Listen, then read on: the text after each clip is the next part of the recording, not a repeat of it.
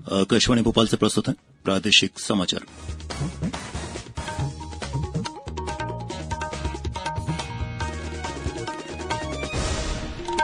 नमस्कार, समाचारों के साथ मैं प्रशांत सेंगर। पहले मुख्य समाचार।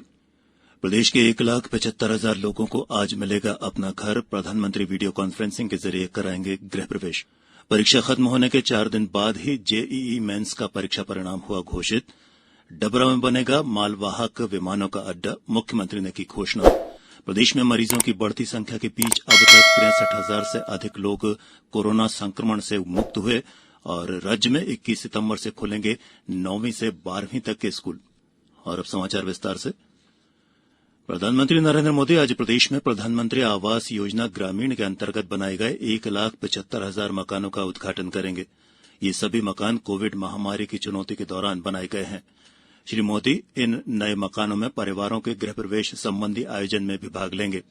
वीडियो कॉन्फ्रेंस के माध्यम से इस आयोजन में मुख्यमंत्री शिवराज सिंह चौहान भी शामिल होंगे।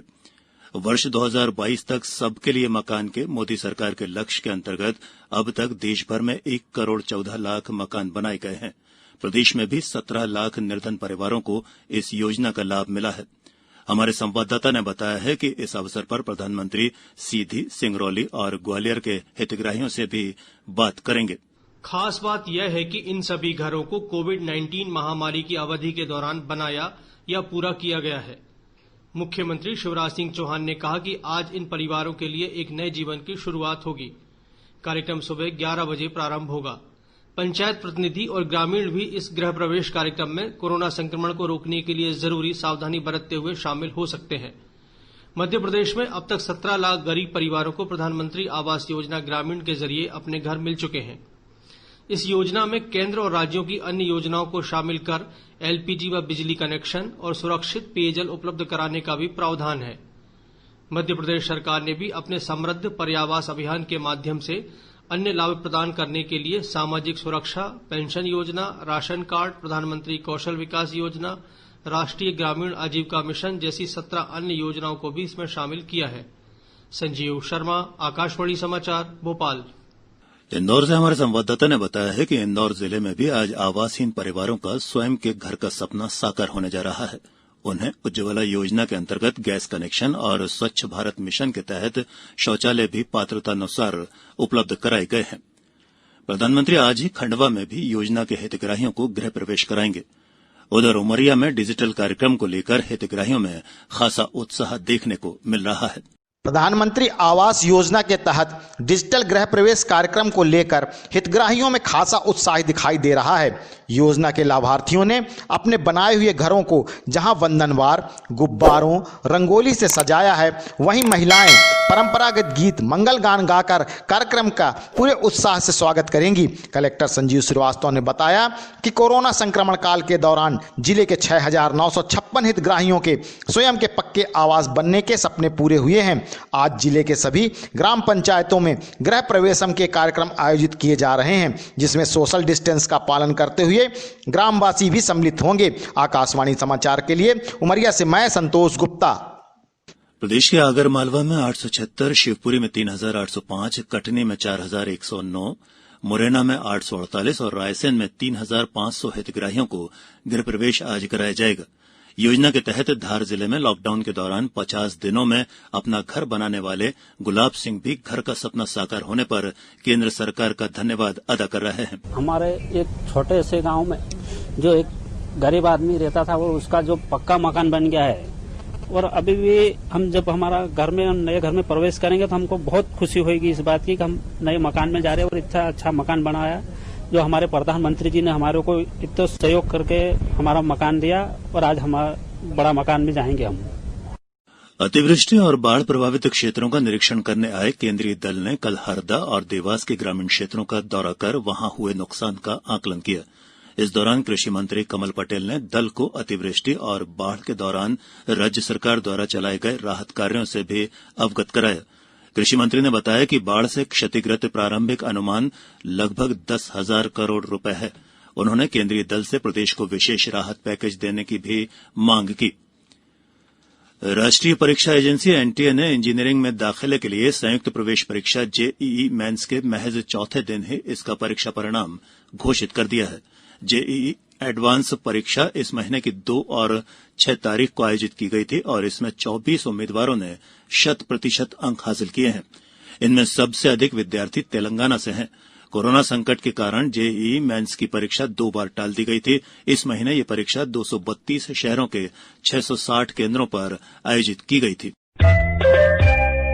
ये समाचार आप आकाशवाणी भोपाल से सुन रहे हैं। हमारे समाचारों को अब आप कभी भी और कहीं भी अपनी सुविधा के अनुसार सुन सकते हैं। ये समाचार बुलेटिन यूट्यूब, ट्विटर और फेसबुक पर AIR न्यूज भोपाल पेज पर सुने जा सकते हैं। इसके अलावा आप हमारी वेबसाइट newsonair.com पर या AIR न्यूज ऐप पर भी समाचार सुन सकते हैं। प्रादेशिक समाचारों में ब्रेक के बाद एक बार फिर आप सभी का स्वागत है। मुख्यमंत्री शिवराज सिंह चौहान ने कहा है कि सरकार डबरा क्षेत्र में एयर कार्गो हब यानी मालवाहक विमानों का अड्डा स्थापित करेगी। उन्होंने कहा कि अगले 3 साल के भीतर दतिया की तरह डबरा को भी विकास में अग्रणी बनाया जाएगा। श्री चौहान कल शाम ग्वालियर जिले के डबरा में आयोजित एक समारोह को संबोधित कर रहे थे। इस दौरान उन्होंने लगभग 167 करोड़ रुपए के विकास कार्यों का लोकार्पण और शिलान्यास किया। कार्यक्रम में केंद्रीय कृषि मंत्री नरेंद्र सिंह तोमर और सांसद ज्योतिरादित्य सिंधिया के साथ ही गृह मंत्री डॉक्टर नरोत्तम मिश्रा और महिला और बाल विकास मंत्री इमरती देवी भी मौजूद थीं। मुख्यमंत्री आज मुरैना में कलेक्ट्रेट भवन का लोकार्पण करेंगे। इस दौरान वे 306 करोड़ रुपए के विकास कार्यों की नींव भी रखेंगे। प्रदेश में अब तक 63,000 से अधिक कोरोना संक्रमित लोग स्वस्थ हो चुके हैं, जबकि राज्य में संक्रमितों का कुल आंकड़ा 84,000 से ज्यादा हो गया है। सबसे ज्यादा प्रभावित इंदौर में 341 नए मरीज मिले हैं। वहीं 113 मरीजों के संक्रमण मुक्त होने पर उन्हें विभिन्न अस्पतालों से छुट्टी दी गई है। जिले में अब तक 11,204 मरीज स्वस्थ होकर घर लौट चुके हैं। उज्जैन में कल 30 नए मरीज स्वस्थ हुए। वहीं 37 नए प्रकरण सामने आने से प्रभावितों की संख्या कुल 2,183 हो गई है। वहीं धार में 49 नए मरीज मिले हैं। उधर मंडला में 72 लोगों के स्वस्थ होने पर उन्हें अस्पताल से छुट्टी दी गई है। प्राप्त खबरों के अनुसार पन्ना में 19, नीमच में 21, बैतूल में 49, मुरैना में 19, मंदसौर में 23, ग्वालियर में 208, दतिया में 26 और कटनी में 31 नए मरीजों का पता चला है। प्रदेश में कोरोना संक्रमण के कारण बंद स्कूल 21 सितंबर से खुल जाएंगे। इसके लिए कल आदेश जारी कर दिए गए हैं। हालांकि केंद्र सरकार के दिशा निर्देशों के अनुसार फिलहाल 9वीं से 12वीं तक के विद्यार्थियों के लिए ही स्कूल आने की अनुमति होगी और इसके लिए उन्हें अभिभावकों की लिखित अनुमति भी देनी होगी। देश में सबसे स्वच्छ शहर का 4 बार तमगा हासिल कर चुके इंदौर में कॉलोनियों के मकानों के पीछे की बैकलाइन को गंदगी से मुक्त करने का अभियान चलाया जा रहा है।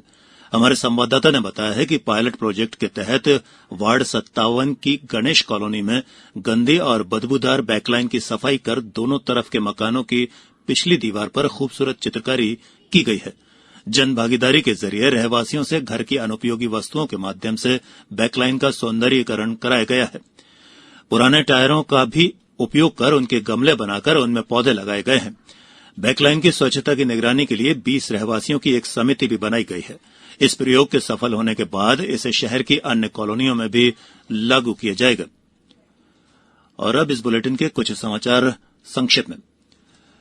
डिंडोरी में कलेक्टर ने विभागीय कार्यों में लापरवाही बरतने पर 45 शिक्षकों को निलंबित करने और 10 की सेवा समाप्त करने के निर्देश दिए हैं। सतना में आज विधिक साक्षरता शिविर का आयोजन किया जाएगा और बालाघाट में आंगनबाड़ी केंद्र रोशना में कल पोषण माह कार्यक्रम का आयोजन किया गया। इस दौरान महिलाओं को पोषण आहार के महत्व की जानकारी दी गई। और अंत में इस बुलेटिन के मुख्य समाचार एक बार फिर। प्रदेश के 1,75,000 लोगों को आज मिलेगा अपना घर। प्रधानमंत्री वीडियो कॉन्फ्रेंसिंग के जरिए कराएंगे गृह प्रवेश। परीक्षा खत्म होने के 4 दिन बाद ही जेईई मेंस का परीक्षा परिणाम हुआ घोषित।